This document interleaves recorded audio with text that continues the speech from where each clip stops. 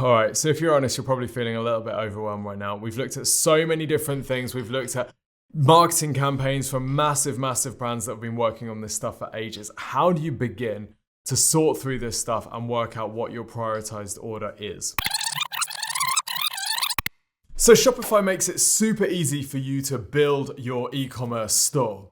But then what? Now, someone famous once said, build it and they will come. Well, that person clearly hadn't tried e-commerce. But with stores like Gymshark, Fashion Nova, and BestSelf Co making huge successes of their businesses using a Shopify e-commerce store, it's clearly possible. So what have they done that the smaller stores finding it more difficult to get traction haven't? Well, the answer more often than not is that they've got a great digital marketing strategy. Here at Exposure Ninja, we've worked with hundreds of e-commerce businesses on Shopify and other platforms to build an awesome digital marketing strategy. Today, it's your turn. In this show, we're going to go through the process of designing a digital marketing strategy from scratch.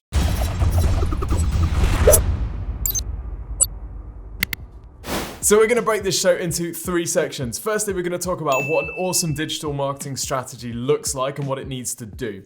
Secondly, we're going to go through some live examples and we're going to use some fantastic Shopify growth stories to illustrate the points that we're making and the different channels that you can be using in your digital strategy. And then thirdly, we're going to turn all of this into a prioritized action plan and we're going to talk through how to actually get clarity on what you need to focus on and exactly when. But first, Shopify. So when Shopify started out, it was pretty limited in its features and really prioritized ease of use over anything. And that made it really difficult for brands to grow big on Shopify. You normally had to graduate to other platforms. Well, things have changed a lot, and as my recent interview with Kevin Indig, Shopify's director of SEO, illustrated, Shopify are taking growth of their merchants really seriously. And with things like Shopify Plus, it's much easier now for brands to grow bigger and bigger on Shopify without needing to move to other platforms when things get serious. So standing between the beginner store and greatness is no longer a change of platform. It's often, what is the growth strategy? How are you going to grow this business using digital marketing? Now, we've helped our e-commerce clients grow to 7 figures and in some cases 8 figures, and we know the importance of a great digital marketing strategy. We've analyzed, consulted with, and worked with hundreds of Shopify stores over the years, and of course, we've done our own deep dives into some amazing Shopify success stories. So in this show, I'm going to share everything that we've learned to help you develop a killer Shopify digital marketing strategy. All right, let's talk about what a digital marketing strategy needs to do, because a lot of people think that, well, we're going to do SEO, that's our strategy. Honey, that ain't a strategy. A great digital marketing strategy has 4 key attributes. Firstly, it is scalable. Your strategy needs to be based on what you can invest in it right now. It's no good saying, right, we're going to target these 5 channels and we're going to go all out and we're going to go all across the globe immediately if your budget doesn't support that. There's absolutely no benefit in plowing more money than you can into your digital marketing. It's a really fast route to failure. So whatever your strategy looks like, it needs to be scalable and it needs to be able to grow as you do. Secondly, your strategy needs to be built for your products and your audience. We're going to look at some amazing Shopify growth stories today. But not all of the journeys that they've been on are going to be relevant for your business. If you're selling a product that works really well for influencers, great, that might be a really good channel for you. But at the same time, if your product really doesn't suit influencers or it's more of a commodity purchase, that's totally okay. You might be much better pursuing search channels. So as we go through, we're going to talk about the different types of businesses that these channels suit and how different types of business can use each one. The third characteristic of a great strategy is that it's de-risked as much as possible. And particularly what I mean by that is that it's not over-reliant on one particular channel. Now, the road to e-commerce success is littered with the bodies of e-commerce stores that have only relied on one particular channel. For example, they've used influencer marketing, there's been some kind of scandal with their influencers, and then there's nothing left. Or they've used only SEO, they've been hit with an algorithm update that wasn't favorable to them, and then there's nothing left. So it's really important that your digital marketing strategy focuses on more than one channel, and where possible, you've got at least one paid channel and one organic channel. The fourth and final aspect of a great digital marketing strategy is that it focuses both on getting new customers and selling more to existing customers. A very common mistake that new e-commerce brands can make is that they focus all on how do we get new people to our website, and what they don't look at is the money that's actually in their existing customers and their database. Now we're going to talk about how to both get new customers and also how to sell more to your existing customers as we go through. Now before we start, I'm making a couple of assumptions. Firstly, I'm assuming that you know who you're selling to. This might sound pretty basic, but a lot of e-commerce store owners actually don't know who their target audience is. Now we have other episodes on how to identify your target audience, but you might also find that some of these answers become clearer as we go through in this episode. The other assumption I'm making is that you know exactly what you're selling. A lot of e-commerce stores sell a huge range of products, way wider range of products than they'll ever be able to market effectively. So you'll notice that a lot of the examples, in fact all of the examples that we look at today, sell products in one particular category. They are not trying to compete with Amazon, they're trying to build a very specific target audience for a very specific set of products. And that's usually a faster way to get traction than trying to sell absolutely everything. So grab a pen, we're about to start looking through the different components of your digital marketing strategy and some real life examples. Grab a pen. You probably don't have a pen. Okay, so grab a pen or the digital equivalent, because we're going to start looking through some of the different channels that might make it into your digital marketing strategy and some of the Shopify growth stories that are doing a particularly good job of each of these channels. And by the way, if you enjoyed this video, then don't forget you can request a free digital marketing review from Exposure Ninja. Just go to exposureninja.com/review, there'll be a link in the description, and fill in the short questionnaire which asks for a bit of information about your business and your goals. From there, one of our team will take a look at your store or your website if you're not a store, and they'll analyze what you're doing well and where the low-hanging fruit is. They'll also have a look at your competitors and how you can be driving more traffic to your store as well.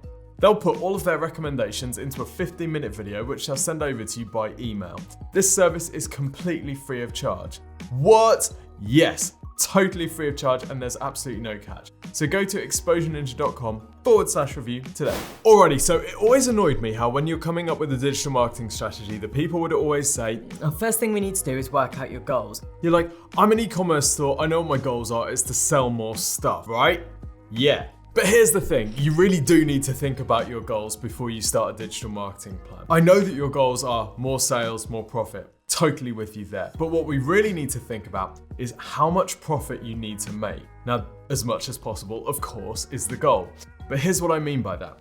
You can grow a store much quicker if you accept lower margins. For example, let's say that you wanted to invest purely in just growing your top line revenue as much as you possibly could. Well, you could lower your prices a bit to make you more competitive, and you could invest more in your marketing to bring you in more customers, even if you're paying a higher customer acquisition cost than you might like. Let's say that you're happy to break even or even invest a bit of money in your business's growth. Well, this will see you with a much stronger growth trajectory than if you have to make profit. On the flip side of that, you might only want to grow your business's profit, and you might not care too much about getting loads of new customers and growing your revenue as much as possible. Now, this might mean that you choose higher product prices or you sell more expensive products with a bigger margin, and it might mean that you're more tending towards leaner marketing channels which have a much lower customer acquisition cost, and you're happy to sacrifice growth in return for a much larger profit margin. So you've got these two kind of conflicting, in some ways of growing an e-commerce store. You've got maximizing new revenue or maximizing profit.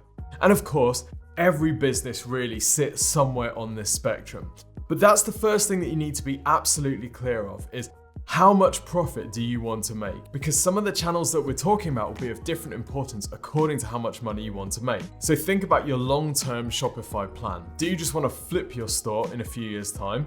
In which case you're probably targeting higher profit because that's usually what a buyer is going to look at. Or do you want to buy and own a huge brand, in which case you might want to focus on top line revenue, because that's usually the basis that investors would want to invest more money into the business, or that you would eventually get? Or do you just want to grow a large brand, in which case focusing on top line revenue might make more sense because that might be the basis that investors are willing to invest in your company, or that one day you'll be able to increase your margins because you'll have a lot of customers in your database. Okay, so let's talk about the 3 different pillars of your digital marketing strategy. We've got conversion, organic traffic, and paid traffic. So we're going to talk about each one of these. I'm going to show you some examples, and then at the end we're going to prioritize everything. There's a chance that some of this at times will feel overwhelming, but stick with me. We're going to talk about it all at the end, prioritize it, and turn it into an action plan. You're going to be fine, probably. Okay, conversion. Conversion is about how well your store turns a visitor into a customer.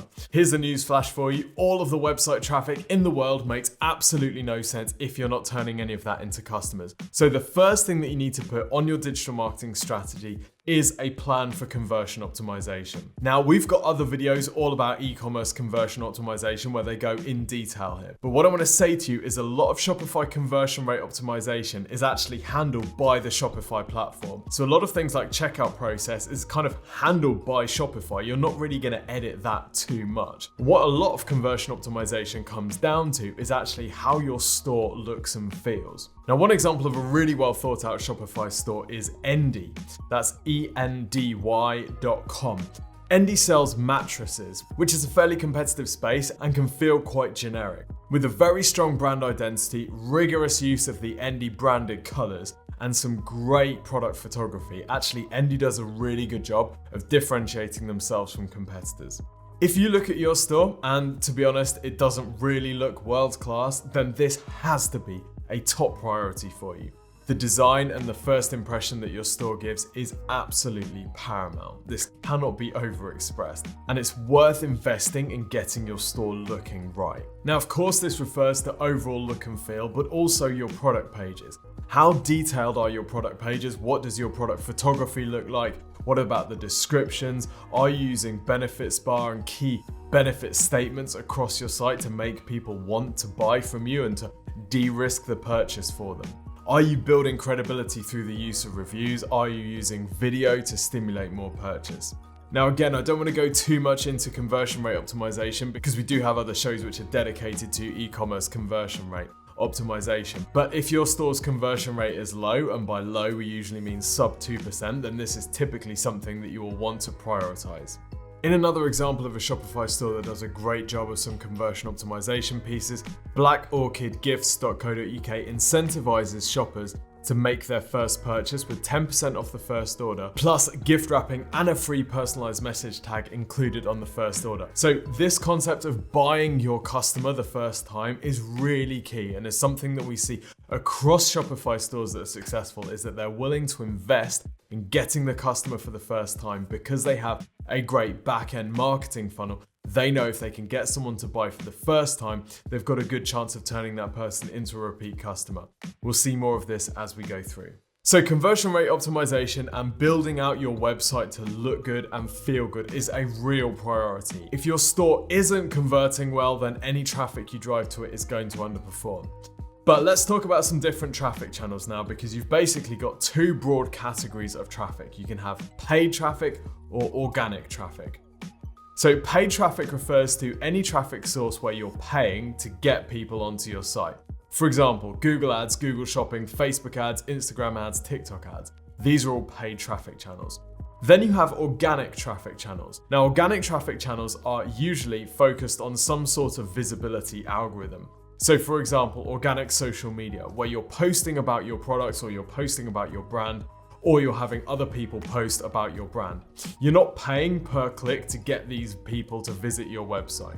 Likewise, with organic search, basically getting your website ranked on Google, this can be a fantastic way to grow an e-commerce store, and you don't have to pay for every click. So both paid and organic channels have their pluses and minuses. Paid traffic channels are usually faster to get working, and you can get traffic onto your site much quicker. Organic traffic channels, on the other hand, you don't have to pay per click, so you can get a huge volume of traffic onto your store. Now, the downside of organic traffic channels is that this process usually takes a lot of time. With paid traffic, you're spending the money to kind of jump to the top of the queue, whereas with organic traffic, you have to put the work in, you have to build up visibility over time. The downside of paid traffic channels, obviously, is that you're having to pay for it. So that kind of caps the amount of traffic that you can get.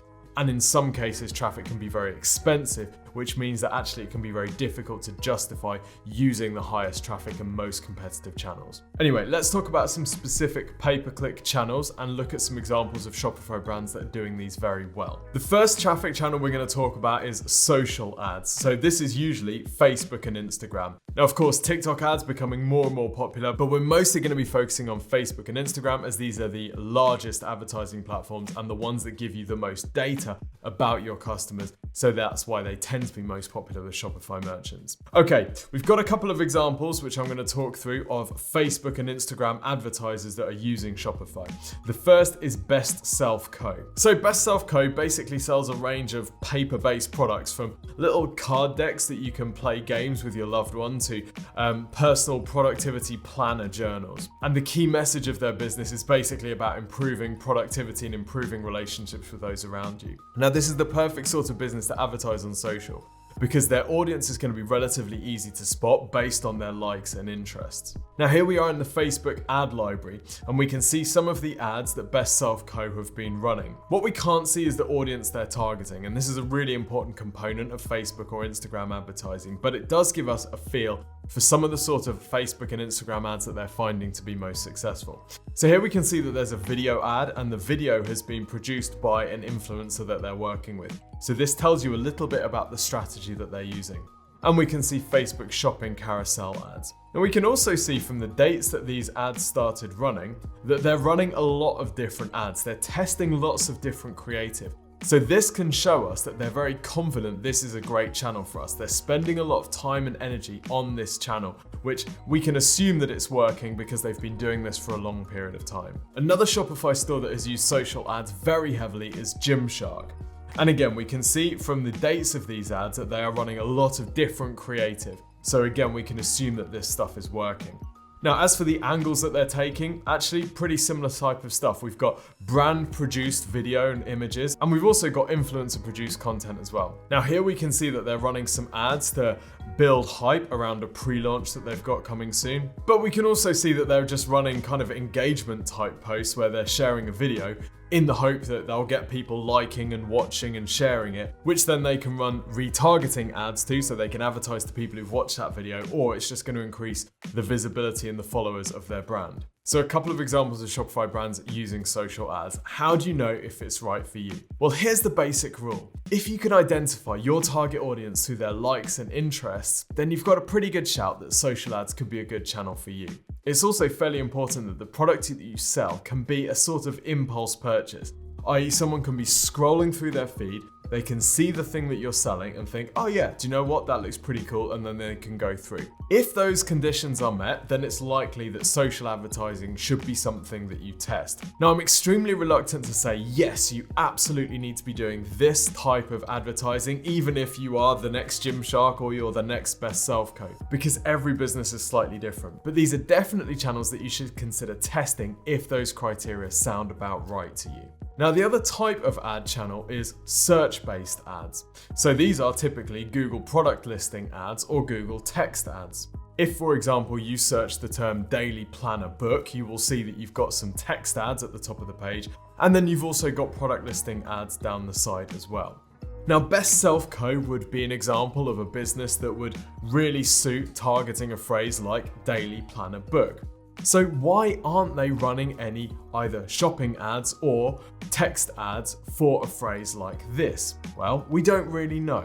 It could be that they've tested this against Facebook ads and decided actually that Facebook has a better cost per acquisition. But actually looking through the history of their spend on Google, it looks like they've never really tested that sort of strategy at scale. So that would be an option for them. It may be that they're looking to maximize their reach and their visibility on social first before moving into the more generic terms in search later on. If we search for gym workout gear, we'll see that we've also got two different types of ads. We've got Google text ads at the top, and we've got the shopping ads down at the side. And you will notice that Gymshark is running both text ads and shopping ads. So we can see that they're being very aggressive about their customer acquisition, and they're probably willing to invest a good amount of money. And my suspicion is that with their private equity investment, they're very happy to go heavy on customer acquisition, get as many customers as possible, knowing that the lifetime value of those customers is going to be pretty high. They're a fairly cash-rich business, so they can afford to invest in new customer acquisition, knowing that this is going to build their fan base over time. So how do you know if search ads are right for you? Well, if you're selling something that people actually search for, then it can be well worth testing some search ads. There's so many different ways of doing this though, and lots of businesses get burned by running some search ads, whether text ads or Google Shopping, and they find it doesn't really work for them, and then they're like, oh, that channel's just not good for us. Well, just like running social ads, there's a million different ways to run search ads. For example, if you're selling gym workout gear, you're probably not going to be targeting a phrase like gym workout gear because it's so broad you can't even tell which gender product to show because there's actually no gender behind that search term. And you're competing against the likes of Gymshark, Nike and Lululemon, all of whom have fairly deep pockets. So it's all about finding the strategy that works for you and then optimizing that as much as possible. Now, the great news is for Shopify merchants that actually Shopify makes listing on Google Shopping a little bit easier because they can give you a product feed which you plug into Merchant Center and it all kind of works fairly seamlessly. Okay, so those are some examples of paid channels. Remember that we're going to be prioritizing all of this in the final section of this video. Before we do that, let's talk about some organic channels. So remember, organic channels are things that you don't pay for every click, but it takes time to build up visibility. The main types of organic traffic that your Shopify store will want to get is search and social. Let's start with social first. One of the most common strategies for Shopify stores within organic social is influencer marketing. Now, I've no doubt that you will have heard of influencer marketing, but for the 5 people that haven't, this is basically where you get people with a good following of relevant potential customers for your business to shout about your product in return for either payment or some free product, in the hope that their followers then come and buy from you. So I'm going to show you an example of a Shopify store that has used influencer marketing heavily. Now remember, I'm not endorsing any of these products at all. I'm simply using them as examples of growth. Now, Flat Tummy Co is a Shopify site that sells teas and shakes and nutrition. That sells products for people who are trying to lose weight. So it's kind of appetite suppressant type stuff and diet pills and that kind of thing. Anyway, they've grown significantly through their use of influencers, not least Kourtney Kardashian. So they reached out to Kourtney Kardashian, they would have agreed a fee to pay her, and it would have been significant in return for her promoting their products. Now, those posts have now been taken down after a massive backlash against these types of products,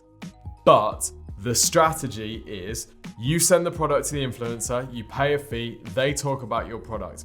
Now, there's this kind of secondary benefit that this can have, particularly if you're using a high-profile influencer like a Kardashian. And by the way, I'm not suggesting that you use a Kardashian. They are the wrong influencers for almost everyone, but stick with me. When you use high-profile influencers, you will also get people that want to be seen in that club. So this has led Flat Tummy Co to start a hashtag Babe Nation. Now, if you want to join the hashtag Babe Nation, you basically need to take a picture of you with their product and tag Flat Tummy Co, and then they might feature you on their channel.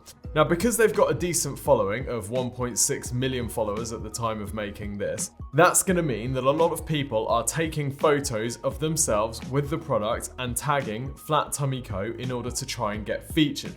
These are essentially unpaid influencers because all of those people's followers are going to see them taking photos of themselves with the product and tagging Flat Tummy Co so they can then go and click through to their profile and follow them. This is a really creative way of kind of expanding the reach from an influencer marketing campaign. But in order to do this, you have to have a fairly significant brand cachet. This doesn't just happen accidentally, and it doesn't often happen to smaller brands yet. This is something to work up towards. Now, we see a similar thing with Fashion Nova, another Shopify store that has built significantly through its use of influencer marketing. So Fashion Nova sends out loads of products to influencers and has relationships with loads of influencers with different size followings.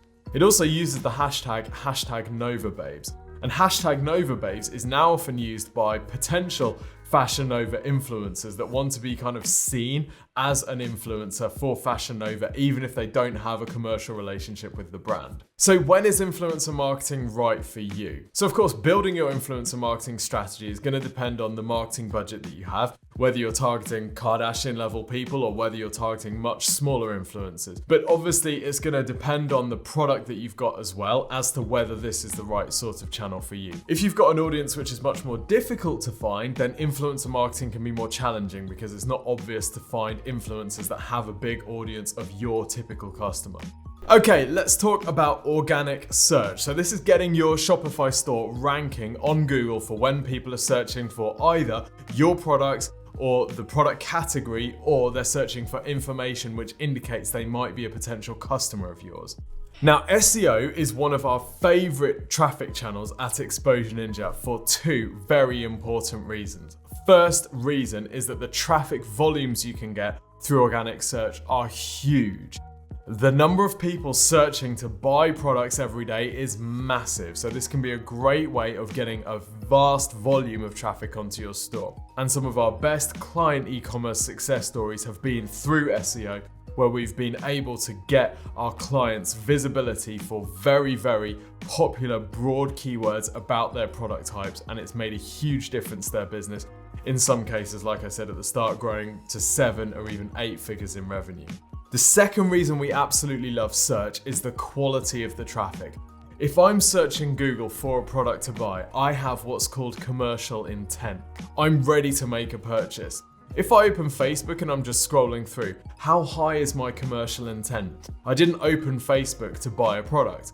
Whereas if I go onto Google and actually search for something to buy, then my commercial intent is much higher. So often a visitor from organic search can be more valuable than a visitor from social because they have that intent behind them. Okay, let's go through some examples. The first example we're going to look at is Fashion Nova. Now, Fashion Nova has done a fantastic job of their social, but they've also done a brilliant job of their search, and they're generating a good volume of traffic from organic search. In fact, SEMrush estimates that they're getting around 5.2 million visits to their site per month from Google. And of course, they're ranking for their brand name, and they've got a lot of people searching for their brand name because they've got a good visibility on social. But they're also ranking really well for what's called non-branded searches, i.e. searches which don't include the word Fashion Nova. At the time of making this, they're ranking page 1 for lingerie, which is a massively competitive search. They're ranking top few positions for thigh-high boots, distressed jeans, biker shorts, biker jeans, even matching couple outfits. Why did I never think of that before? Is that a thing? And this is going to be a really important channel for them, just like it is for Gymshark, where they reach some sort of saturation point, where they approach saturation point with the influencers that they're working with. For example, it's very rare that someone of Fashion Nova's kind of audience actually doesn't already know Fashion Nova, so where do they go from there? Well, they can start targeting product-related terms like lingerie or biker jeans. And what's going to happen here is they're going to start picking up visitors who maybe don't already know Fashion Nova, aren't in the kind of influencer space, and maybe in a different demographic altogether. So if SEO becomes a priority for you, what are some of the things to look at? Well, for a lot of e-commerce stores, and particularly sites on Shopify, one of the main blockages to getting really good ranking is the amount of content on your pages, particularly on your product category pages. Here we see the Fashion Nova lingerie page, which is one that ranks page 1 for a very competitive term.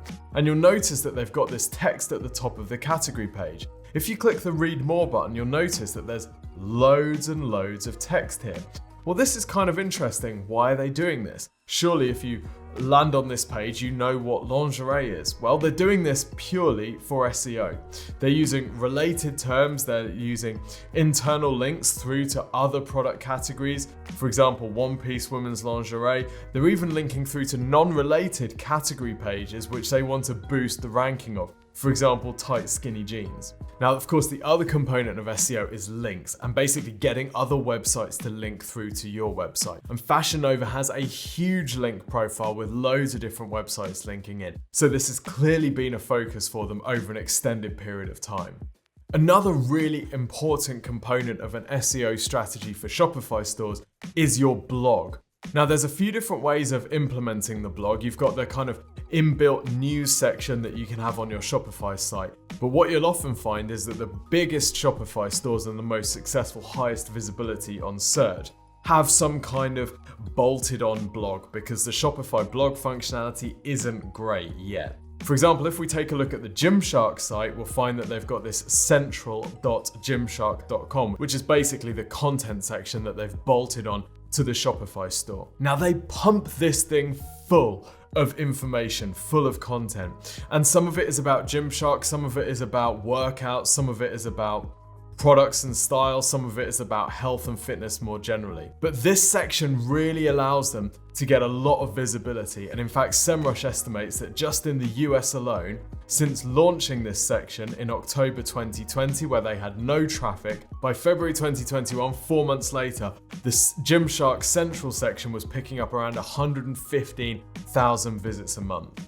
So why are they doing this? Obviously, this is a huge investment of time and money to build basically a magazine on the side of your e-commerce store. Well, the reason that they're doing it is because their main e-commerce store is going to be targeting phrases around their products. So workout tops, workout leggings, best workout gear. These are all commercial related terms. What the Gymshark Central section allows them to do is to target phrases that are likely to be searched by their target customer, but that may not know they want workout gear. So for example, arm day workout. Gymshark Central ranks position number 1 on Google for that. That's going to be something that is searched for by a potential Gymshark customer, someone who goes to the gym, but maybe isn't yet in the market for gym clothes, maybe doesn't really think that they might want some more gym clothing. So what does Gymshark do with this person? Well, firstly, getting them onto the website in the first place means that they've got an opportunity to link them through to products. It means that they can show them some products on that page in the hope that they might be spurred into purchase. The other thing it allows them to do is to start running ads to that person, running retargeting ads, whether on Google or on Facebook and Instagram, to advertise workout clothing to that person now that they know that person goes to the gym and is interested in workouts. Pretty smart. So it's a great way of building an audience which you can then advertise to, knowing that that audience is going to be relatively qualified, given that they're not only in your target audience, but they've actually already been on your website. Yes, it was for something unrelated to workout gear, but it's still in that sort of sphere of interest. Now, for many Shopify stores, the real decision here is how you implement this content section. Like I said, you can use the news kind of generic Shopify implementation of the blog, or you can bolt on a separate blog section onto your Shopify store. Gymshark chose to use Contentful, but a lot of people use a WordPress blog or something like that because it gives them a lot more flexibility and a lot more control over this content section. Alright, so we've talked about some different pillars of digital marketing strategy: conversion, different paid channels, both on search and social, and then organic channels, again on search and social. Let's touch on re-engagement of your existing customers, because this is a really important component of your digital marketing strategy and something that you need to prioritize if you're not already. Now, every e-commerce store should have an email list and one that they mail to regularly. If we go on mill.com and search Gymshark, we can see the emails that Gymshark is sending out to its email database. And we can see, for example, that Gymshark has Gymshark Daily, which is a daily email that goes out to its audience. But we can see that they're sending a lot of emails out, even outside of Gymshark Daily, and these are often promotionally focused. We can also see the different iterations of these emails, so we can see what they're split testing or different promotions that they're running to different segments of their audience. What this shows us is that they're investing heavily in their email marketing, as a lot of successful and fast growth Shopify stores do. If you think about the relative ease of getting someone who's already bought from you or is already on your email list to buy from you again, this makes total sense. Rather than having to run ads and go out to new people and persuade them that they want your product, you can resell to your existing customers. And yet email marketing is such an underused channel for so many e-commerce stores.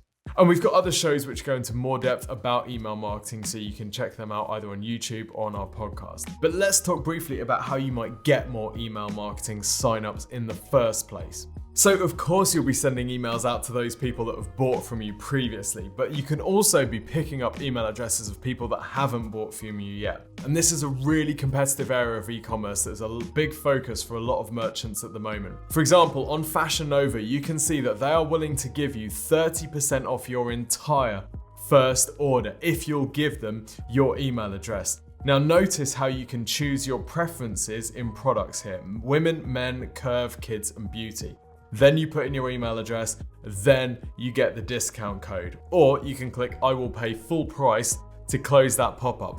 Now what are they doing with this? Well, what we can anticipate is that they're segmenting their email list according to these different categories. Why they want to know your preferences is because they just want to send me stuff about men. They might want to send my wife stuff about women. But there's absolutely no point sending me stuff about women because I'm not going to buy women's clothes. I've tried, they just don't fit. Now you might be thinking 30% off, that is absolutely mental. That is equivalent to or even more than my profit margin. I couldn't afford to do that.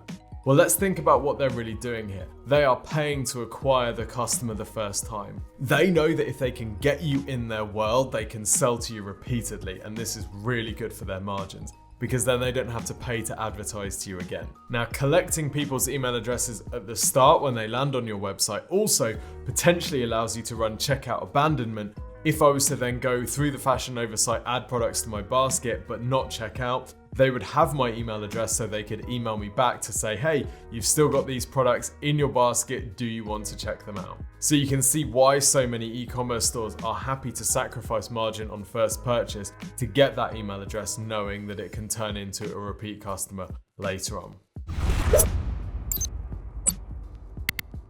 All right, so if you're honest, you're probably feeling a little bit overwhelmed right now. We've looked at so many different things. We've looked at marketing campaigns from massive brands that have been working on this stuff for ages. How do you begin to sort through this stuff and work out what your prioritized order is? Well, we actually have a spreadsheet that you can use which helps you work through all of this stuff and helps you prioritize. It's called the 90-Minute Marketing Master Plan, and you can get it free of charge from exposureninja.com/90. That's the number 90. So go to exposureninja.com/90 to download that spreadsheet. It's the same spreadsheet that we use, or it's a version of the spreadsheet that we use to prioritize our client campaigns, and it can really help you get clarity on which things need to go in which order.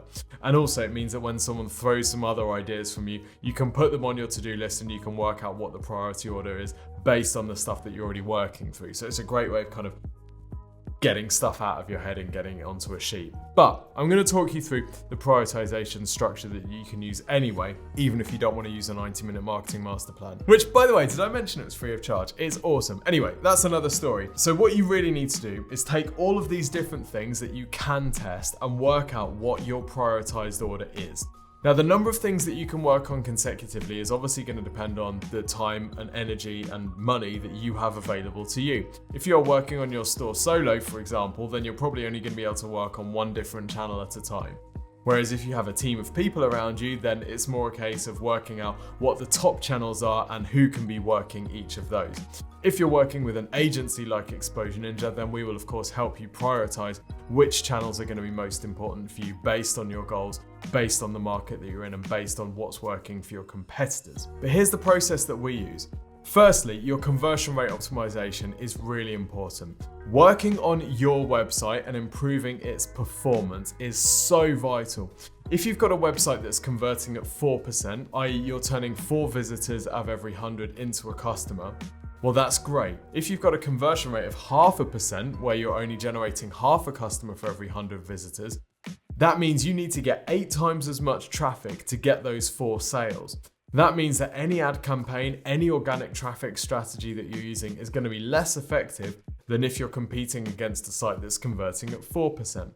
So getting your conversion rate optimized is really, really key. Now, it can be very difficult to give a kind of benchmark figure that you should be aiming for. So if you have any questions about this, request a free marketing review from Exposure Ninja and we can take a look at your specific site and we know ballpark rates for your market. Just go to exposureninja.com/review to request your review now. It's completely free of charge. But making sure your store looks good and converts well, that is the top priority. If it's not converting well, wouldn't even focus focus on traffic yet. I'd focus on making sure it gets to a place where it's actually generating customers from the traffic you do get. From there, we like to recommend that you've got at least one paid channel and one organic channel. The reason for this is that the organic channel can often give you a lot of scale. So for example, Gymshark and Fashion Nova generating the majority of their traffic through influencer and SEO. Now these organic traffic channels are great because they allow you to get large volumes of traffic without having to spend loads of money. The downside of them is that they require patience and they require a lot of time, energy, and in some cases money, investment into getting them working. But they have like a snowball effect where once you've got a site that's ranking well, you start getting a lot of traffic and you can put more energy into your organic search, and that kind of builds the snowball as you go. So you might be thinking, well, if you've got organic traffic channels, why would you even bother with paid traffic at all? That just feels like a waste. If you can get all your traffic free from search, why would you bother running ads? Well, the reason that you would want to run some ads is that paid traffic can be much faster and more responsive. Let's say, for example, that you've got a collection which you need to offload at the end of the season. Well, you can focus all your paid traffic on that. Let's say, for example, that sales take a little dip. Well, you've got paid traffic that you can turn up to bring back those sales. Let's say that whatever algorithm you're relying on for organic visibility has a change and doesn't favor you as much anymore. Well, rather than watching your business gradually die, you can focus on your paid channels, and that will give you stability while you bring those organic channels back up. So having paid channels in play gives you, I guess, a feeling of reassurance and stability that should anything happen to organic, and with organic, you're always at the mercy of someone's algorithm, whether it's Facebook, Instagram, TikTok, or Google. Should that algorithm change, you know that you can rely on your paid traffic to keep you going. So the next question is, which organic channels and which paid channels do you focus on, and what's their priority order? Well, this is where it kind of depends on your business. So if you're selling something which is search focused, like people search for it, people actually look for it, then focusing your attention on search channels like Google search can be a really good thing to do, where the sale tends to be personality led through influencers, or it's an impulse purchase, things that people might not know that they're looking for, but if they see it, they might like to buy it. Then that can indicate that you might want to go more into social to test to begin with. Now, of course, over time, you're going to add more and more of these channels, and eventually you should have a strategy for each of these. And you should be putting time and energy into each one in the proportion that's warranted by their ROI, of course. But so much of digital marketing strategy is about prioritizing and saying, we can't do absolutely everything, particularly if we're in the early stages of growing the business. So what are we going to focus on most? And this is often where businesses and marketing managers start to think about outsourcing help and getting help from an agency like Exposure Ninja, because they realize that actually, do you know what? Keeping on top of the big picture of what's going on with each of these channels is a full-time job on its own, let alone working in each of the channels.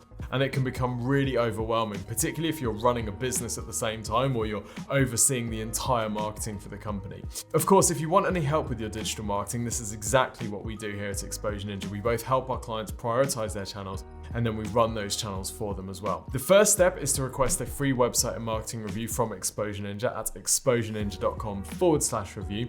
We'll ask you a few questions about your business, and we'll then put together a free 15-minute video which shows you how to grow the business based on the goals that you've given us over the next 6 to 12 months and what your priorities should be.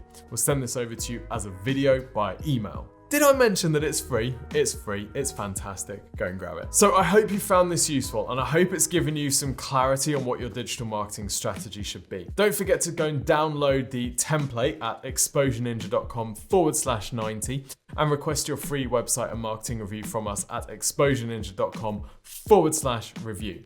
If you've enjoyed this video, then please, of course, subscribe and give us a little like. Let us know in the comments, what's your favorite Shopify store, and what do you think your digital marketing priorities for your store should be based on what we've looked at today. Until next time, see you soon.